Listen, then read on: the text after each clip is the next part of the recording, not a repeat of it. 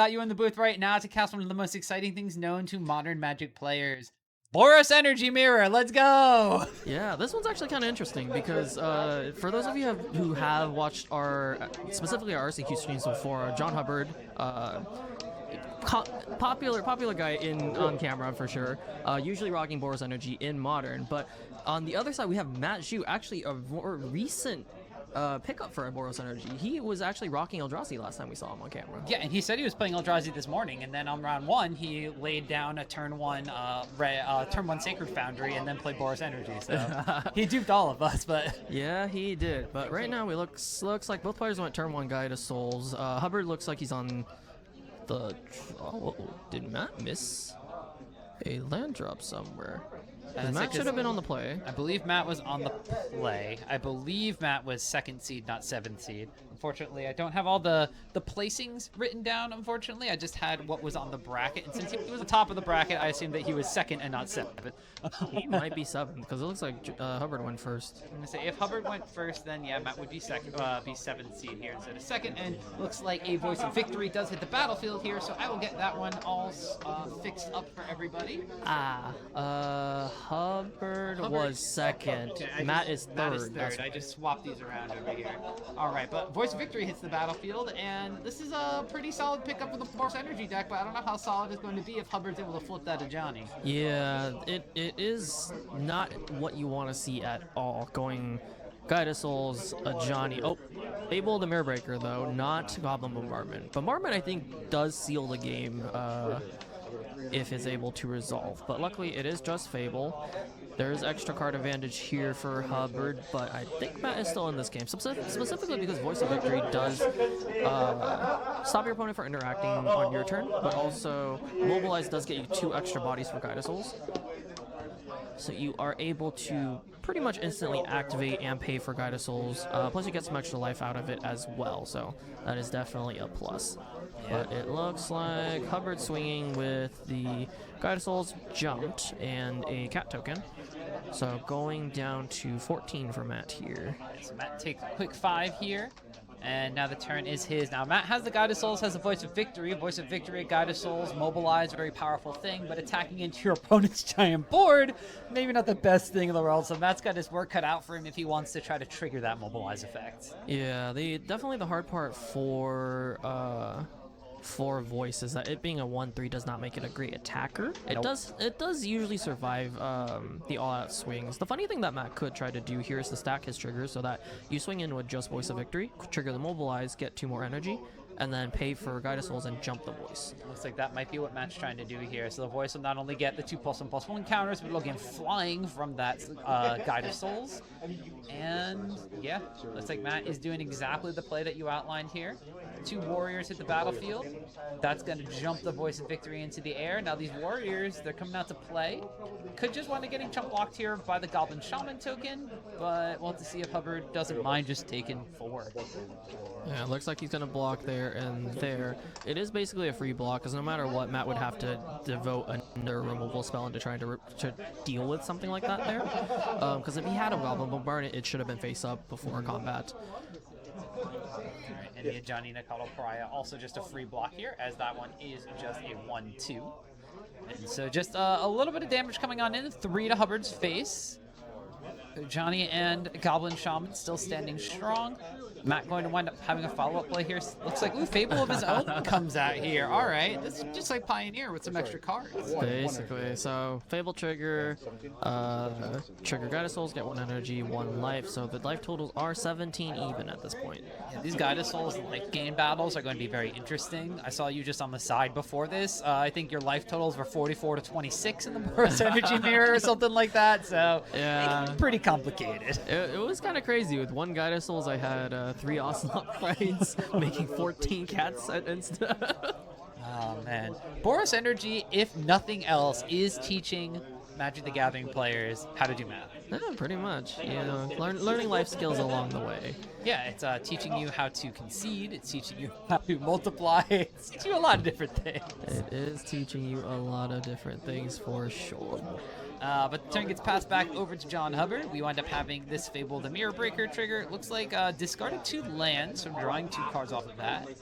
Yeah, most notably, I want to highlight both players actually have an Arena Glory on the board already. So we are probably going to be seeing that pretty soon, especially if either player does discard a Flage pretty early. Because a lot of times Boros Energy matchup does kind of come down to, obviously, Guide of Souls, a Johnny, and then the third tiebreaker is usually Flage. Especially the Flage that flies is usually the one that winds up winning. Yeah, because main board, there's not a ton of ways to deal with Flage. It's mainly just Static Prison, or if you get lucky with Raven Charm. Otherwise, you have to, you know, take your Goblin Bombardment and throw your whole board at it. Alright, well, John's going to be swinging in here with a Goblin Shaman, so that creates a treasure token. Guide of Souls is attacking in addition to the Cat Warrior. We're going to have a trading of Goblin Shaman tokens, however. So Matt is going to wind up taking 5 after all the dust settles. Goblin Shamans go away. No more treasure is going to be made quite yet. And Hubbard, I think, might just be content to not do all too much. I mean, I saw a Galvanic Discharge in hand. Don't know what that other creature was, but if it's like a redundant Ajani, that might be a reason why John is not doing anything currently. I see another land. I mean, if it's a redundant Ajani, I would actually jam here while Matt is tapped out, because with Fable on the board, he is able to get the value out of the 0. But I think he has another Guide of Souls in hand, if I saw correctly. Oh, that's pretty powerful. All right, Guide of Souls does hit the battlefield. Yeah, so Guide of Souls trigger 18. So, yeah, if this is left unchecked, this will actually just run away with the game, because now every creature ETB is now 2 life and 2 energy. Speaking of ETB, okay, never mind. Looks like he's gonna discharge his own cat there, spending 1 energy to kill the cat, flipping a Johnny. So Johnny flips on over, and like you said, because of the Fable of the Mirror Breaker, we can minus the Ajani if we want to, and we can start doing a bunch of damage. 3 triggers. I'm gonna kill the guide. I'll go to 20 with 3 energy. There we go. So Hubbard just going to shoot down the opposing Guide of Souls from Matt's side. Yeah, unfortunately this matchup does come down to play draw a lot of the times, because if both players develop in a similar way, whoever is able to get their, you know, crucial turn down first usually will end up winning. There are a couple drops, of course, that Matt can do here, like if he bins Flage and then plays land, swings in with Flage here. That will clean up a lot of Hubbard's board and help him get ahead as well. Unfortunately, it's Ragavan land, so... Oh, I see Flage in hand, though. Okay, so we can one trigger Flage, and then... I mean, we're still a couple cards short of escaping it anyway, so we can maybe kill one of the Guide of Souls, or maybe kill the Ajani. Oh, he's got a Bombardment as well. That changes things. I see Ocelot Pride, Bombardment, Flage. So Goblin Bombardment, kind of a key component that holds this deck together. Sacrifice a creature, deals 1 damage to any target. And as we know, Voice of Victory makes a lot of guys, but also Ocelot Pride also generates a lot of value on the board as well. So being able to turn the creatures that normally wouldn't be able to get through very easily into just direct damage to try and clean up the board, very crucial. A lot of times also the mirror kind of comes down to Goblin Bombardment, like we were kind of mentioning earlier. If both players have a Goblin Bombardment, you're just kind of waiting for one person to pull the trigger first. Alright, so we had a block from the Guide of Souls. We are going to wind up having another Ocelot Pride hit the battlefield. Goblin Bombardment did wind up sacrificing the blocked creature, so the second mobilized token is going to go on its way out the door pretty soon afterwards. Just going to shoot down the other Guide of Souls, so the one with the damage on it from the earlier attack. And just passing of the turn here from Matt Ju after that. So we have Ocelot Pride, we've dealt with the Ajani, we dealt with Guide of Souls number 1, but this 4 toughness Guide of Souls number 2 is going to be pretty difficult to deal with. Yeah, definitely. It does come down to whether or not you can deal with the current threat on board. Hubbard does have a Surveil here. If it is a Flage, okay, not a Flage. If it is a Flage, I think that the game is open and shut, unfortunately, but not quite yet. So Fable the Mirrorbreaker will be transforming here into Reflection of Kiki Jiki. Most notably because it is an exile in that transform, it does trigger Guide of Souls as well. So we get a life, we get an energy, Hubbard's back at 20. And what else can we do here? We're gonna start off with a Surveil. Is that a Flage? Looked like it might have been a Seasoned Pyromancer, just judging by the quick little glimpse of art that we got. Don't know how many of those are in the list compared. Actually, I do know how many of those are in the list. I have the deck list. It usually is a three. Three. Yeah, most lists nowadays are running 3 Seasoned Pyromancer, 2 Fable the Mirrorbreaker. And that's what Hubbard's got. Yeah, because mainly Pyromancer gets you a lot of value when it comes out on turn 3 no matter what. A lot of times Fable feels a little bit bad if you're behind on board because it doesn't immediately get the value that you need. And also, Seasoned Pyromancer is, in a lot of cases, an easy bin off of a Surveil because you can just pay 5 after the fact, exile it, get 2 guys, get, you know, additional value either for Bombardment or for Guide of Souls, and, you know, still chugging from beyond the grave, I guess. This, I'm just like looking at this right now, and it might actually be just the 60 card main deck being played right now. Yeah, I can see that. There's not a lot to be innovated main board right now. Never mind, sorry. There are 3 Flood Strands in John Hubbard's deck, but 4 of them in Magi's deck. Ah, shoot. Mirror Breaker right there. Not to be The confused with extra flooded strand. John is really thinking about that Surveil for a long time. Yeah, because I think with 1 card in hand, like binning it here might be a little bit awkward. Just because when you're trading resources like that, you can run out pretty quickly. But he does keep it on top, it looks like. I don't think it was that Sacred Fountain. It might have No, been. so the Sacred Hunter was the previous Surveil. But then we kept that one on top after all this. Yeah. John, thinking about it very sneaky here. Flying Guide of Souls. We can make this cat fly as well. I don't think... I mean, he has to do it here, otherwise the Ocelot Pride will just block it, right? And also, Pride will block it profitably thanks to First Strike. Yeah. Oh. Okay, target on the stack. Making Matt think about if he wants to sack one of his creatures to ping the Cat Warrior while the Guide of Souls trigger is still on the stack. So not super great, but if Matt lets it go, he is taking 7 here, going down to 5. And then I guess any sort of flage off the top is just dead zone. Nope, letting it happen. Like you said, going down to 5. And John just passing the turn on over to Matt. All right, Matt needs to make some magic happen now. Of course, Matt does have the ability to gain a little bit of life himself, at least 1 off the Ocelot Pride. We'll have to see what else he has in hand here. I think we saw the flage from last turn. Yeah, there it is there. But there's, looks like no land number 4. That might be correct. I think it's a Thraben Charm, a Flage, some sort of red card. I'm going to just assume it's a Ragavan. And maybe 1 more unknown card? Yeah, there's 4 cards in hand. Quit shuffling so fast, Matt. We want to see. That's fine. At this point, the Flage might just wind up going after... I mean, where does Flage go if you just hardcast Flage? More than likely it's Cat Warrior, but looks like Galvanic Discharge going after... Alright, so Galvanic Discharge goes after Reflection. That's going to get a little bit of energy.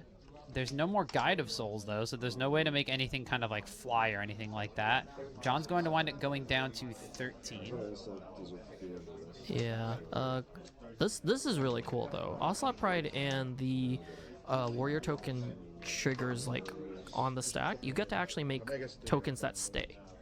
And then with Goblin Bombardment on, you're actually able to sack the tokens and start shooting stuff as well. Dang. All right, so this is going to put John potentially down. John could be taking the damage, or Matt could start eliminating the creatures from John's side. Yeah, so Cat Warrior coming down here.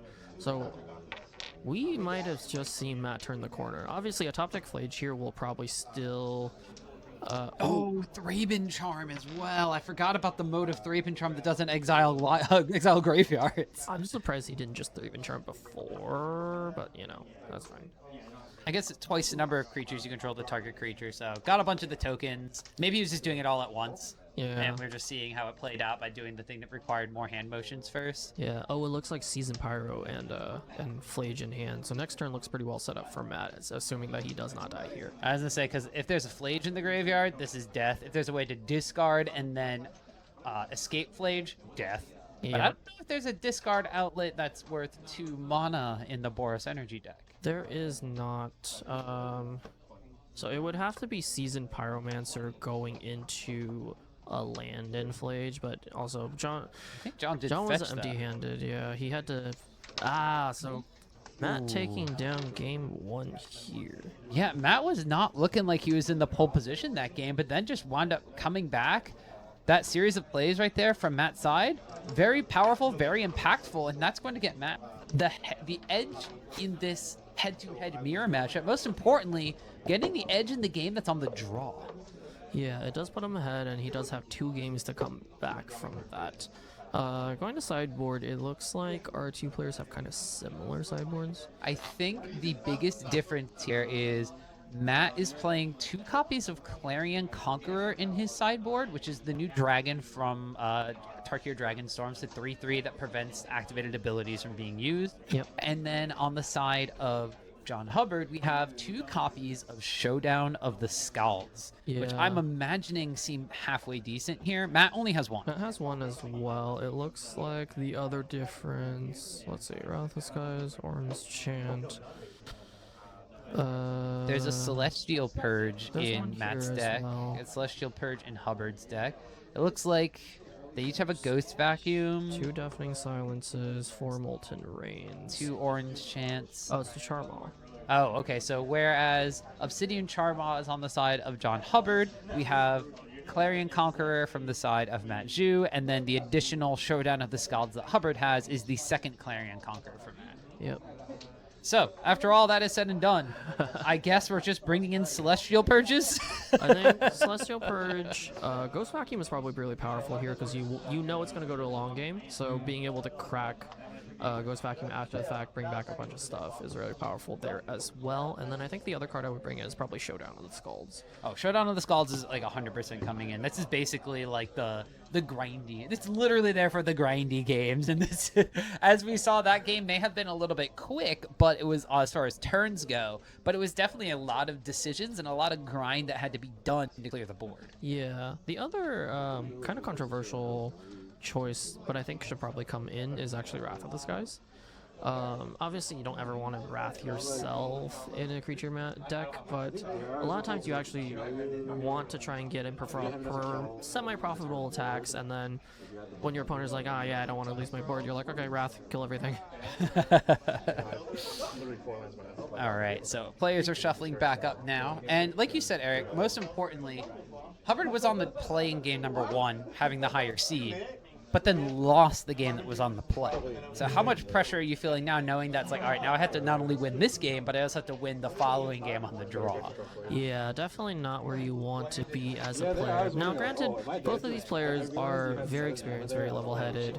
Hubbard is also a poker player in his day-to-day life, so he is used to the pressure here. But our players kind of talking over what happened last game. Hubbard, unfortunately, did have 4 lands on top, pitched 2, drew 2 more. Exactly, and that was like you were saying. It's just sometimes you need to have a deck that, or you need to have like the draws that line up for you. Like we were saying, this is basically the 60-card mirror matchup in game number 1, and it was just, even though both players have access to the same exact tools and everything, the sequence of which we drew them, they both had the Fable the Mirror Breakers, they had very similar starts and all sorts of things. The fact that Matt had Brave and Charm Goblin Bombardment made all the difference, even though Hubbard had double Guide of Souls and the Ajani. Yeah, it does kind of tell you. Ooh, so Hubbard fetch Shocking. Starting Ocelot Pride, nice and quick. The other card I'm curious if Matt brought in is actually the Clarion Conquerors, because it does stop activate abilities of artifacts and planeswalkers. So being able to shut down a Johnny in that way, as well as possibly the Ghost Vacuum that we're expecting to come in to deal with Flage and get some additional value there. So artifacts, creatures, and planeswalkers. Yeah. The big thing here being planeswalkers means that Ajani Sure, you flip your Johnny, it doesn't do anything at that point, though. It's just literally a piece of cardboard just staring at you in the face here. And a 3/3 flyer is already pretty decent stats in the deck that's playing a bunch of 1 and 2 drops that like only get to flying if they have a Guide of Souls helping them. And then if you put 2 counters on that from a Guide of Souls, all of a sudden you got basically a 4-turn clock. Yep. It kind of looks like our players have forgot to track their life total, so I will do my best to track this accurately. We gotta do some math. That's perfectly fine. Hey, look, there we go. Oh, they did I it. think we just had the There we go. the pad lagging a little bit here. Goblin Bombardment from the side of Hubbard, however, this time around. Yeah, Bombardment coming down early. Very, very good. It does make Celestial Purge a really good board in this matchup specifically, because obviously you have Ribbon Charm to try and deal with it, but you also can just straight up purge it and say, yeah, this is fine. So now, pass back over to Matt. He's thinking about what he wants to do this time around. Has a bit of time, after all. Untimed rounds in the top 8. But does need to decide if he wants to fetch or do something else. Looks like it is just going to be Ocelot Pride number 2 hitting the battlefield and just leaving up a inconspicuous 1 mana. Hubbard, though, not going to be doing anything of the sorts. Just immediately fetches, finds basic planes, and with 3 mana available, this could be basically anything in the deck. Yeah. I'm assuming Fable? Yeah, there's Flage, Fable. It could be Fable. Yeah. Hubbard most notably having Arena Glory early as well. As like recently the deck has gone up to 3 copies of Arena Glory, which I think is correct because Arena plus Flage is just so punishing in basically every matchup. Oh, yeah. And both players here rocking the 3 in the main deck as well. It turns out 4 mana deal 12 is just good. Maybe? Yeah. Deal 12 gain 6. So I mean, that's better than a Hidetsugu second rates. That's 4 mana deal 10. yeah, that's And true. they have to be a 10. And they have to be a 10. Flage's second rights. Maybe Exalted Rights? Yeah, Flage's Exalted Exalted Rights. Rights. There we go. That's what it's going to be when you dome someone for 12 with an Exalted Arena Glory Flage. Matt now, signature move, puts his hand face down so he can't see it, crosses his arms, stares at the table, and wants the playmat to tell him what to do. Thinking really hard, so I'm assuming Matt does not have some breakout play here. I've seen Matt do this when he plays Quint combo in Pioneer before. Yeah. It usually means he's in a good spot. Uh, Oh, Arena of Glory of his own. And a Fable with Mirror. Oh, Flage. Flage. Ooh. That is very good. Shooting the Ocelot Pride in response, of course. Not getting any life gain. Also not getting the Ocelot Pride trigger. But Flage coming down early, so being able to put anything else in the graveyard means we have a hasty Flage coming down next turn. Yeah, just a fetch land is going to be able to mean that Flage is doing the Flage's Exalted Rights. Yeah, it's just 2 lightning helixes with lightning bolts taped on the back.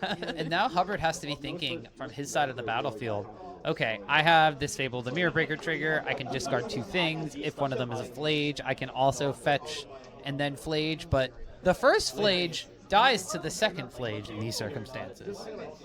Yep. So we will see. On Hubbard's side, it looks like there's a Voice of Victory, a Mountain, maybe a Galvanic Discharge? Doesn't look like there's an answer to Flage, though. Timestamps and casting a spell. Those are usually for L1. It's like L1 is just like personal L1. But Hubbard should still have this Fable the Mirror Breaker. Yeah, I think he's thinking real hard about what to discard here.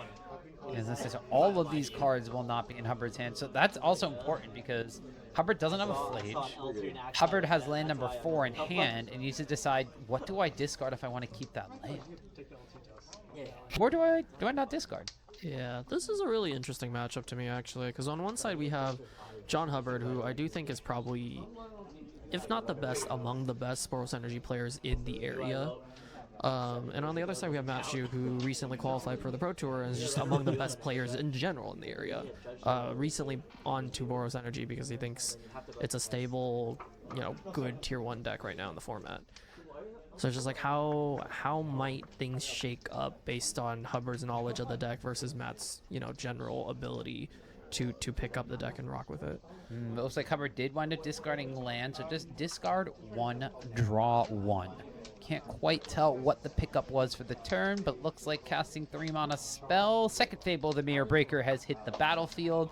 It's going to be an additional Goblin Shaman token, and then basically setting Hubbard up for potentially the same scenario at next turn. All right, so we drew the fetch land off of our Fable of the Mirror Breaker. That's what we drew. Yeah. Does Matt have fetch into Flage? I don't think he does, because otherwise he would have just gone for it already. Most likely. I mean, Matt may be thinking about what is the line where if I do that, what does it die to? Yeah, I don't think there's a 1 mana instant speed thing that it dies to in the format right now. Oh, he had it. All right, we got fetch. Are we going to fetch for basic planes? Are we going to fetch shock? It should be a basic in this scenario because he already has the double dual land. So make sure he gets basic planes, because we had a situation before where flooded Strand Phantom Mountain. Spoiler alert, can't do that. Cannot do that indeed. All right, where are the targets going here, Eric? Hasty Flage. It's probably doming Goblin Shaman on entry and then doming Hubbard after the fact. So, fetching down, gaining. Yeah, because he'll shoot in response so that he doesn't wind up gaining the maximum amount of life. So Matt should just be going up to 19 here, and Hubbard's going all the way down to 7 off of this. Yeah. Potentially just dead next turn. Yeah, if he's able to bin a Flage here, that would be the absolute best scenario for Hubbard. I mean, he does have a second Fable of the Mirror Breaker here. We wind up having... Ooh, we kept the top. It's pretty good. I'm actually Just pretty as good, good as not gonna lie. Flage. All right, so we flip a Reflection. Then we're going to draw 2. We're going to potentially draw 2, discard 2. We could draw up 2 and 2, depending on what we discard here. Yeah, have to do the discard mode first. Did Hubbard just say, I don't need to? I think he's still thinking about it. I was say, I assume so. Otherwise, there should just be like a Flage or something. No. Oh, never mind. He just said, I'm good. All right, we are exalting. Oh, it's Hasty Voice. Hasty Voice. Johnny, trigger. Ooh, and a Johnny. Oh, this might be it. That is pretty good. You attack with a Johnny, attack with Voice, trigger, get your 2 guys, and then you can start flinging stuff at the Flage, because then you can Bombardment, sack the Cat Warrior, ping Flage for 1, transform the Johnny, 0, deal 4 more to the Flage, and then start sacking the 1/1s that have to be sacked anyways. Dang, so Matt Zhu looking like he had the better of the 2 turns. And now all of a sudden, John Hubbard here deciding, I got this hasty Voice, I got this hasty Johnny. All this is going to happen thanks to the fact that Arena of Glory's 2 red mana can be split between these 2 casting costs. Johnny flips. There we go. Flage hits the graveyard. A couple of mobilized tokens are going to hit Matt in the face, down to 13. And now all of a sudden, yeah, when John said, I'm going to keep that on top and then discard nothing and said, no, I think it's good. It looks like it. Yeah, that was pretty impressive. Most notably, I think Matt needs to find an immediate answer right now, because next turn, Fable can copy Voice of Victory. Oh. You get 2 mobilized 2 triggers. Oh. That should just be lethal. Ow. Yeah, that's a lot of damage. And Matt now going back to the posture of hand on table. He picked it up, so he might know what he wants to do here. But looking at the hand, looks like land, red card, unknown is what I'm seeing from the side of Matt Zhu. Yep. Got a grip full of 5 though, so there's got to be something. I think he has a discharge in hand as well. Looks like discharge land. Is that another Flage, maybe? Well, one of those might not be great, but we do have Arena of Glory. That one's not going to be hasting anything out anytime soon, I don't think. Looks like this is just going to be discharge. Is that Seasoned Pyromancer in hand too? So maybe discharge makes some blockers? All right, starts off by getting rid of the Voice. Yeah. Oh, okay, second Flage. Second Flage. So shooting a Johnny, going up to 16. All right, so kind of important too, because that Johnny can't be sacrificed to the Goblin Bombardment. So exactly. Matt will be buffering life total a little bit here. The 1 Arena of Glory is now unexerted. There's still only 3 cards in graveyard, so there's no Flages, Exalted, I forget what I call it, Exalted Rights coming in anytime soon. But Hubbard does still have a grip full of cards. A cat token swinging in for 2, putting Matt down to 14. Yeah, most notably too, now that he has 2 reflections, he can do the copy reflection thing, generate a bunch of power end step, and try to swing in for near lethal next turn. It should be lethal because he's also got bombardment. Yeah. Matt needs to present some blockers or prevent that from happening. PDQ. I mean, we know that there's no more discharge in Matt's hand, so we just have Seasoned Pyromancer. What are we discarding? Land. We draw. Is that Chain to the Rocks? Was that Chain to the Rocks? No, that's a Johnny. Oh, it is a Johnny. Yeah, I think it was a Johnny land that we drew. So Johnny makes us a cat, and then we just say go. I think All right. Hubbard just has to go for it. We copy. Kyle, we have copy tokens. I think it's just Brandon there. I'm pretty sure Kyle was playing in the background. Judge Brandon, we have copy tokens. Okay, we could just use the back of those. That's fine. Yeah, those are copies too. Those are copies. All right, so we have 5 total Reflection of Kiki Jikis. There they are. I told you we had copy tokens. Nice. All right, 5 total reflections. We can swing on in for potentially 12. 3 of which is going to get blocked. If we sack those things, it's not quite lethal, so I don't think we make that play for Hubbard. No. Because we could wind up losing our reflections at that play as well. Yeah, at most I think it would be a triple reflection copy swing in, and then ping Matt. Because that would be 9, put Matt to 5. So he is inclined to block at least 1.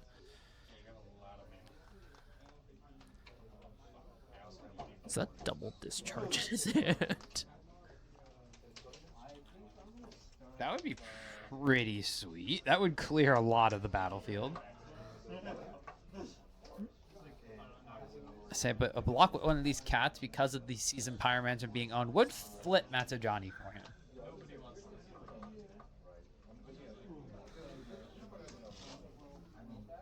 Yeah, it's not great. I think it is a swing in with the copies angle. Matt would probably be inclined to block with a Cat Warrior, and then on the flip trigger, discharge the Ajani. Because that still doesn't put Matt into range of flaging again, which is the important part here, I think. Mm-hmm. Now, here's a question. We need at least 2 cards in our graveyard to escape this Flage from Matt Zhu's side. Yes. Is there a reason to make our Seasoned Pyromancer die as well? There probably is, but I think it depends on what Matt thinks he can get blown out by here. Because the Spyro and the Cat Warrior block here gets super blown out by removal. So if he goes for that, I think Hubbard just has the win in the bag here. Although Hubbard isn't inclined to not do that, because actually that gets him 2. Yeah. Flage again, that is actually just lethal. And then you just need 1 damage somewhere in order to... Well, the Flage is going to swing in, right? You can block, but then Matt's going to be gaining 6 life, so you're basically negating a lot of the damage an attack here would do. But there's no incentive for John to also let these things trade. John has the Goblin Bombardment. He can just sack these tokens, deal 2 damage to Matt, and make him take 6 regardless. Yeah. And then just sit back, hold on to those discharges for what Matt does, and just do it again next turn with double reflection. I think so. Let's see what they do. You would think that, like, an entire 2 RCQ seasons of Rack Sack would get me used to this math from John's side, but this is difficult, because, like, at this point, John can deal 6 over to Matt. He'd be at 8. You could potentially make 4... Ooh! You could make 4 more reflections and kill Matt by sacking the board. Okay, he shot the Ajani. Yeah, which I do think is probably correct. Well, now it's a little iffy, right? Because now you escape the Flage. Yeah, because I think without killing a Johnny there...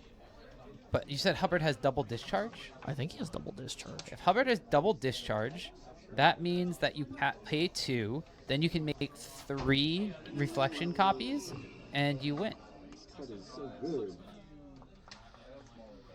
Assuming Matt escapes the flage.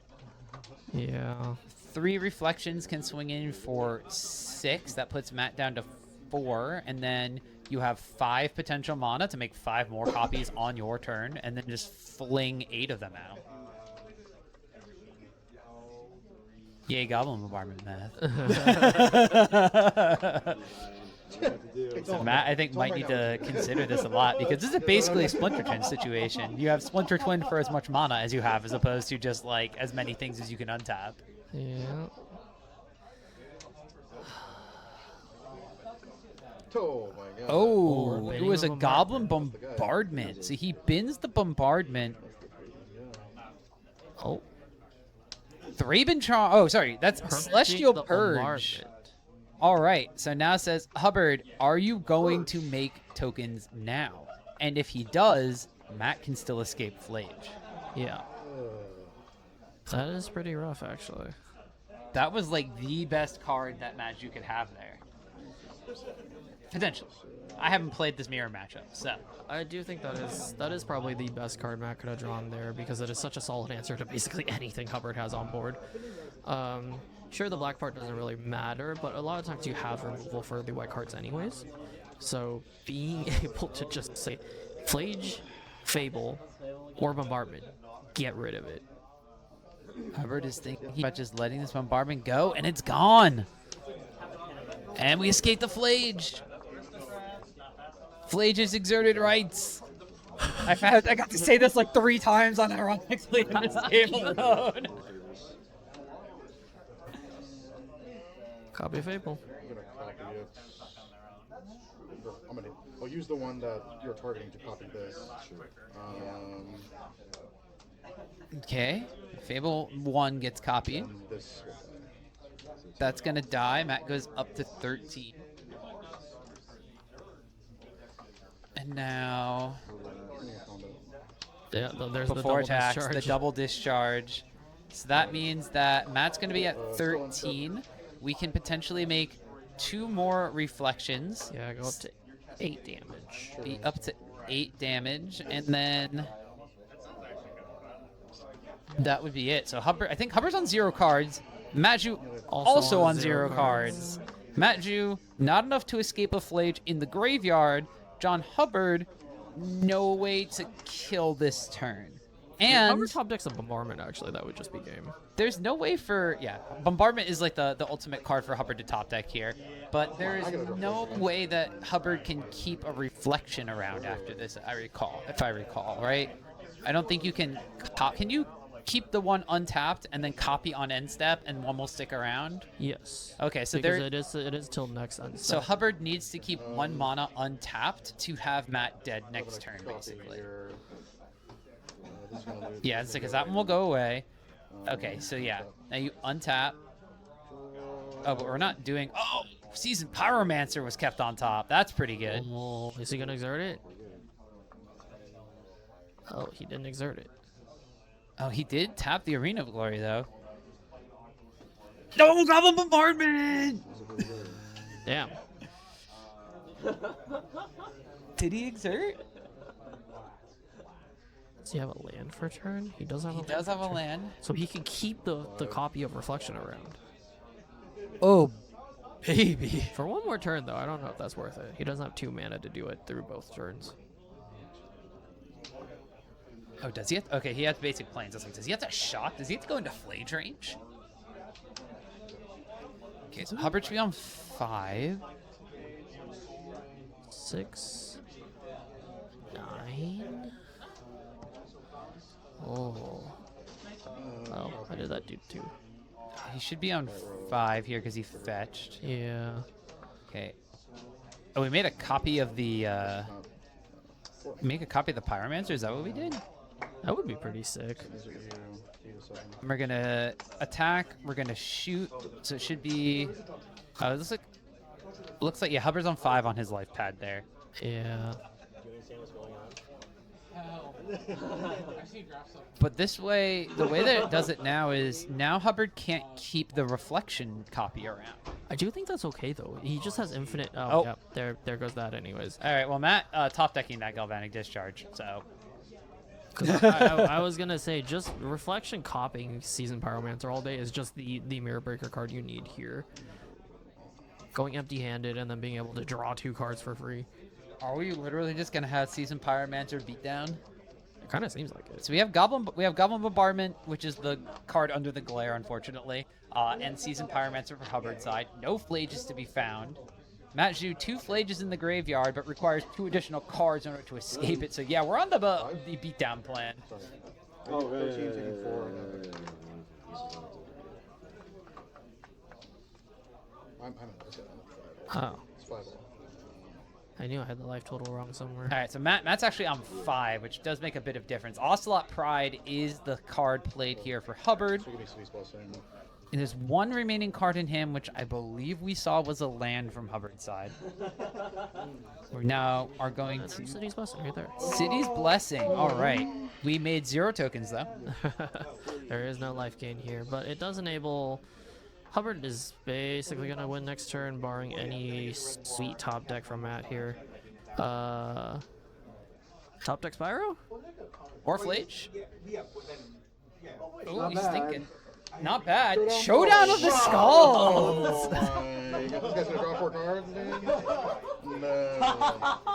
Let's show down the Pyro with that thing on the field. no.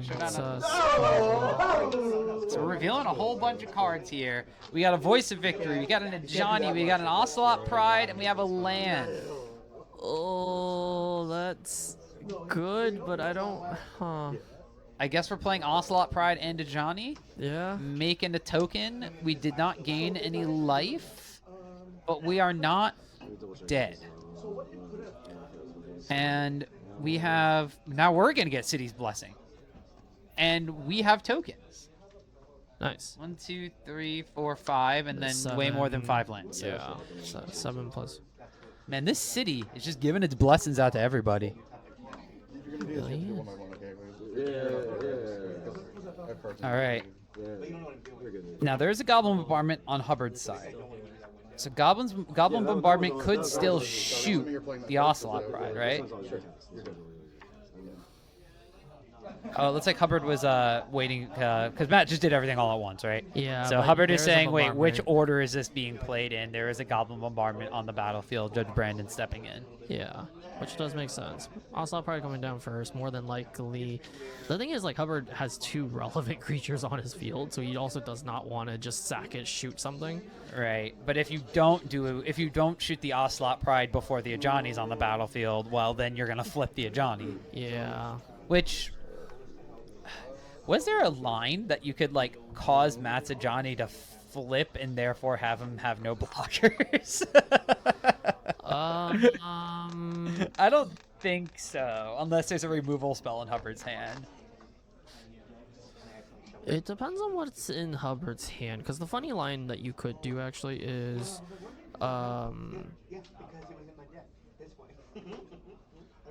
Ocelot Pride resolves, take your Pride, shoot the Pride. Johnny come down with the cat end step, sack your Spyro, shoot the Cat Warrior, see if Matt wants to flip it. A5, get 2 elementals from the Spyro.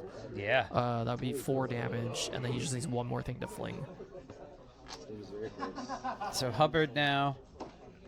This is still on Matt's end step. Thinking really hard about something here. Hubbard is due for a Flage at this point. And a Flage would just be game. Yeah.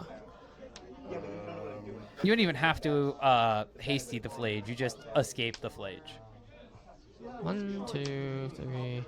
I do think Spyro just like shoots the Cat Warrior here, honestly. Yeah, and Hubbard's really thinking about it. You shoot, like you said, there's still that line. You shoot the Cat Warrior, flip the Ajani. There's only 1 blocker left. Oh, going right at Matt's face. Oh, Matt to okay. 4. Exile the guy. Get 2 elementals. Does Hubbard know something about the top of his library? I don't think he does right now. He should. He just fetched. Honestly, he could. He has another fetch too, so he could fetch for a Surveil. I think he's out of surveils. I do see 2 elegant parlors, I'm pretty sure. Guide of Souls! That's enough! Alright, Hubbard, by the skin of his teeth, taking game 2 and forcing a game number 3 in the Boros Energy mirror. Whew. That was some nail-biting action we got in that last game for sure. It just kept going back and forth. One time we're like, oh, okay, Matt's ahead. Flage is here. And you're like, oh wait, Flage is dead. Oh, no. Oh, wait, he's got second Flage now. There's a second Flage. And as you mentioned in game number 1, it really just came down to how or which Boros Energy deck had the Goblin Bombardment. Bombardment, more often than not, is just the mirror-breaking card. Because if you have it and your opponent doesn't, then you are overwhelmingly ahead on board. None of your opponent's blocks are going to be profitable from now on. And the other problem being that when both players have Bombardment out, you do just kind of get into this, like, you know, Western cowboy duel style, who pulls the trigger first, and whenever that goes off, you kind of set off a chain reaction because all of a sudden you're like, oh, kill this cat, okay, sack my cat, fling at your other cat, okay, sack my other cat, fling at you, and it's like, oh, what's going on? So it does make the games really convoluted, but really interesting at the same time. And then attack with my Pride still. All right. Now, I don't think we're going to be seeing too many sideboard changes coming in from either of these decks just because one's on the play, one's on the draw. I think we're just shuffling up and running back the same 75 we had before. We saw the Celestial Purge coming in from one side. The Showdown of the Scald was definitely there. I don't know if they've taken your advice on the Wrath of the Skies tech, and we did not see Clarion Conqueror coming out from Matt that game. Yeah, so we shall see. Clarion Conqueror is probably a little bit soft. I do think the main deck is so good, even in the mirror as well. There's not really much of an argument to taking it out. But if you feel really strongly about, like, oh yeah, this card sucks, then I do think Clarion Conqueror is an okay board in. How do we feel about Static Prison in the mirror? Static Prison, I think, is still good enough because you do just deal with value. Because a lot of what Energy does is like, you know, put Guided Souls triggers some encounters here. You have to have Bombardment. There's always these key permanents where you can just kind of snipe with Static Prison. And even if you do have to give it back in 2 turns, you're not exactly mad. Because especially now that Energy doesn't have Amped Raptor anymore, having an external source to kind of bump you up a bit of energy to make Guided Souls better, I think is really important. But looks like our players are almost ready for us. Let's head back. All right, so Like, Matt I got Zhu. life total right. Unfortunately, Hubbard is not going to be starting with 3 extra life. He is, however, going to be starting the turn after Matt Zhu gets to play. As we do see Matt's deck going to be giving him at least 2 lands. I see a Guided Souls, I see a Voice, I see a Spyro. That's And a a Flage. So we got 4 cards. If the other 3 are lands, that's a sneak. Yeah, he's thinking real hard about it, because the other problem is the Energy Mirror will sometimes come down to, like, oh, who has the removal on curve to try and keep your opponent off their Oh, first and Matt was on second a turns. mulligan. Oh, I don't know what he put back. But starting Guided Souls, Fetch Shock. Wouldn't be surprised if there was like a couple of extra lands in there if he just puts back the land. Oh, put that to Flage. Oh, yeah. Because now we get to look at his deck and we see who's on the bottom. I do think that's correct. You have a 1-2-3 curve already. You already have a 1-2-3 curve. You're on a mull to 6. Spyro will help you refill no matter what when you drop it on 3. And might also just get some extra value out of Guided Souls if Guided Souls manages to survive that long. But it looks like Hubbard went land go. That is kind of weird to me, but that's probably going to fetch for a basic here, maybe? So definitely fetching down to 16. Fetch basic Voice is probably the play coming out from Matt, and that is going to be Voice hitting the battlefield here. Oh, no, he's going to shock all the way down to 14. I guess at this point now you have your double red for Seasoned Pyromancer next turn 100%. That is true. Because you did wind up having 2 non-red fetches. Yes.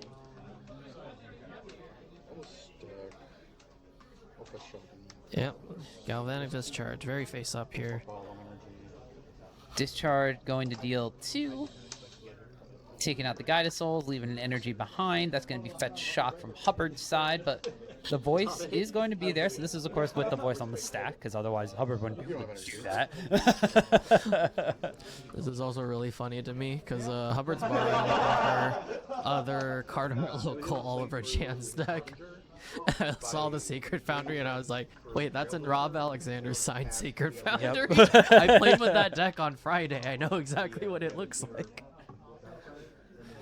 But Voice of Victory coming out here. I can sign on the right turn, and I can sign from the beginning. All right, so Matt now He didn't know what doesn't have the go-to energy generation machine of Voice of Victory with Guide of Souls, but does still have Seasoned Pyromancer and a couple of cards in hand. John Hubbard on their side did benefit from not needing to mulligan, so John could have a lot of things like this Ajani that's going to hit the battlefield. Most likely going to be just a, that would just look at just a fetch and a basic coming out here. Yeah, looks like he's going 15. Looking at his pad. Yeah, we get to cheat on that. Just the corner of his pad we can see. But untapping. put yourself on the play. Matt just starting off right away. Swinging on in, let's mobilize. Do you want to trade your cat? You can't flip your Johnny if you do. Do you want to trade both of them for my Voice of Victory? You got nothing if you do. This probably is just probably just John taking the damage, actually. If I'm John, I don't know if I want to actually block with the Ajani and open myself up to something. Like a bombardment, sack the other token. Yeah. Because he can double block here, kill the voice. I was gonna block both tokens. Why not? Oh, what was that, John? Oh. I don't know if Matt saw that, but I sure as heck did it. Oh, we got Thraben Charm, we got Seasoned Pyromancer, and 2 relevant cards in hand. It might be Thraben Charm kill the Ajani here. Is that double Ocelot Pride? Yeah, there All right, it is. Thraben Charm, kill the Ajani. Those trade take 1. John goes down to 14. 14 even for our players here. Let's see. I took 1 from Guide, and then I fetched Shock to 16. Then I fetched last turn 15. So yeah, trade 14. Yeah, it should be 14 all. Just double checking all the life totals here. 1 mobilized token hits the graveyard. The other mobilized token hits the graveyard. Ooh. Matt's short his land drop. It is double Ocelot Pride and Spyro in hand. All right, so next turn, Matt, if he wants to and does not find a land, could just throw down 2 Ocelot Prides. Damn. I'm just imagining if John didn't have discharge for that Guide of Souls in the beginning, double Ocelot Pride runs away with the Ooh, game. what about double Guide of Souls? That's fine too, fine and dandy. 1 life gain for John, yeah? Matt draws. Is it land number 3? Either way, it's mobilize, attack thee. Just very quickly throwing these Guide of Souls in front of these mobilized tokens. Says, you know what? I don't think you got anything to deal with that. Matt needs to think about this one, though. Just says okay. So just 1 damage coming across puts John back down to 14. Oh, Elegant Parlor did hit his 3rd land drop here. Ooh, he's debating about keeping that one on top or not. What could it be?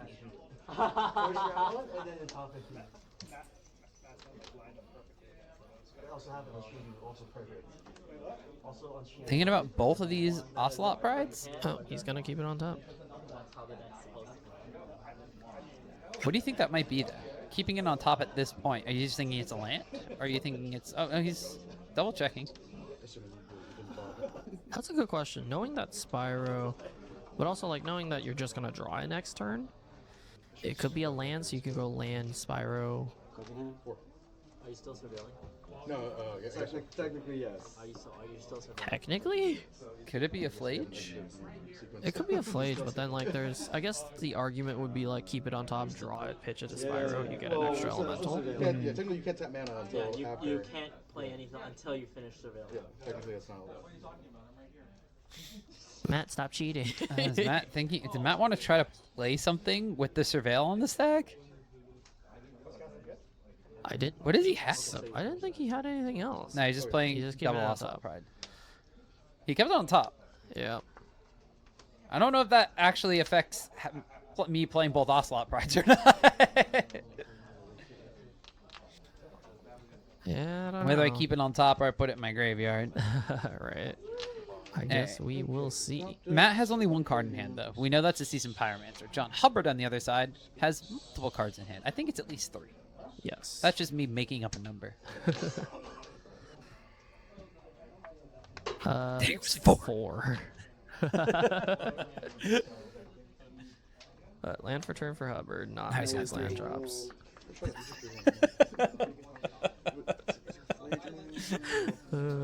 Yeah, but I had the Morgan, bro.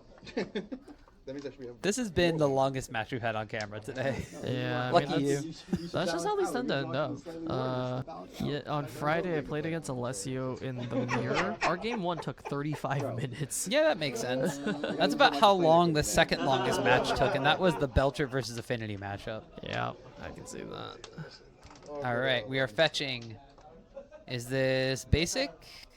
Nope. Looks No, like it's a he's shock. shotgun.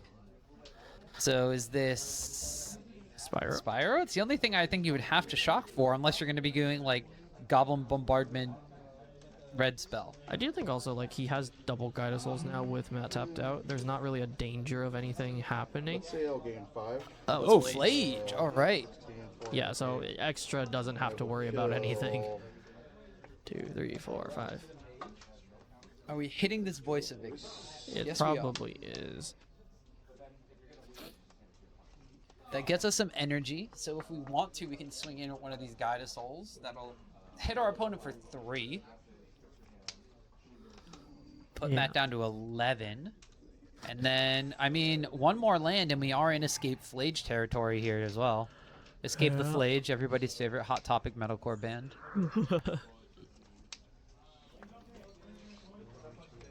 Notably, no Arena of Glories on either side this time, so no Flages escaping second rights. It does make me wonder if that top card is actually Arena of Glory Oh, from Matt's side? from Matt's side. Like Arena of Glory out the Spyro? Yeah, but like thinking really hard because Arena of So Glory go. Flage is really huge in this matchup. So if you discard it early, you're like, oh, am I just screwed? Alright. Matt draws the mystery card. Is it a Flage? Is it an Arena of Glory? Or is it a Goblin Bombardment? That's true. It Got could a be couple of more- things we could do. Actually, best card I mean, we always have the option of first strike damage, sacrifice, kill a Guide of Souls. For anyone. I mean, we have the red card we knew about. Is that Guide of Souls was left on top, it looks like. It's Guidasols. It looked like a white card. I don't think you would keep a Thraben Charm. Yeah, not on this board state. Before the Flage was even present, you probably don't keep that Thraben Charm if that was the case. 3 mana, Spyro. Discard. Guide It of is Souls. Guidasols. It was Guide of Souls kept on top, so maybe just wanting to... Ooh, that's good. Celestial Purge and Fable of the Mirror Breaker get drawn. So I guess just keeping a card on top to pitch to the Spyro to get at least 1 token. Yeah. So if Hubbard's able to escape Flage here, get a Helix, but Matt has Purge on the crackback. Oh, no. Hubbard does not have land, though. He has a Johnny. say I'll gain 4 life. Okay, going to 20 life, Rob. 20 life, 6 energy, or sorry, 8 energy, and potentially a lot of damage soon. Yeah, so the 2 Guided Souls swinging in for 6, put Matt to 8. Not good at all, unfortunately. Is Guide of Souls a once thing, or can you just pay 3 as many times as you want? It is a once thing. Alright, so we're only potentially going to be swinging in for 6 if we swing it both. Same one twice. Oh, he's making 1 into a 5/6. Say 5? But that's the other way you could do it, yeah. Alright, so we're still swinging for 5. Losing 1 effective damage just to pump up 1 giant Guide of Souls. That does mean that, like, Galvanic Discharge or Flage no longer can kill that. Yes. But if we're on Matt Zhu's side of the board, you might just be needing to start doing, like... I think you kind of wanted that Guide of Souls. Because your pathway Yeah. back into this is Ocelot Pride gaining you a ton of life. Yeah, because the 2 cards he drew are definitely not that relevant here, unfortunately. But at the same time, I don't think Matt made an incorrect assumption, because if he played the Guide of Souls there, then he does Guide of Souls and nothing for the turn, which is also definitely not where you want to be at. Then you wind up drawing out your next 2 turns, Fable in the Mirror Breaker and Celestial Purge. And with Secret Pyromancer, you're still stuck in only doing 1 thing a turn. Yeah. And you only have 2 additional permanents on the battlefield, so yeah, you're still not anywhere near City's Blessing. You're off by 1. And you could be dead at that point. Guide of Souls makes 6. And then, like, if you pitch the other 2 things to Spyro, you get 9, right? Yes, spell resolve triggers instant. All right. 8, potentially. Now we're going up to 9 things on the battlefield. Looks like it might have been an Ajani that was drawn for Matt. It's either an Ajani or a third Ocelot Pride. If a third Ocelot Pride hits the battlefield, good. Oh, wear and tear is actually kind of crazy. The one of wear tear. That's actually something that Hubbard's list has that Matt's does not. All right, top deck Guided Souls, Ocelot Pride. You're back in this game, Matt. He might have one of those.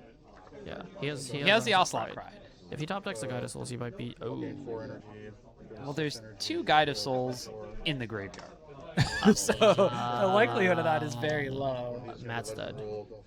Oh, we had the other Ajani. We're flipping a Ajani. You get 2 guys, 4 energy, double trigger on one of the Guided Souls. And there's nothing to fly. Yeah, that's it. I think Matt is about to say bye-bye. 2 that are summoning signal. Go to energy, go to 26. Hubbard, he has nothing else on the board. There's no free spells in this deck. Just kill him.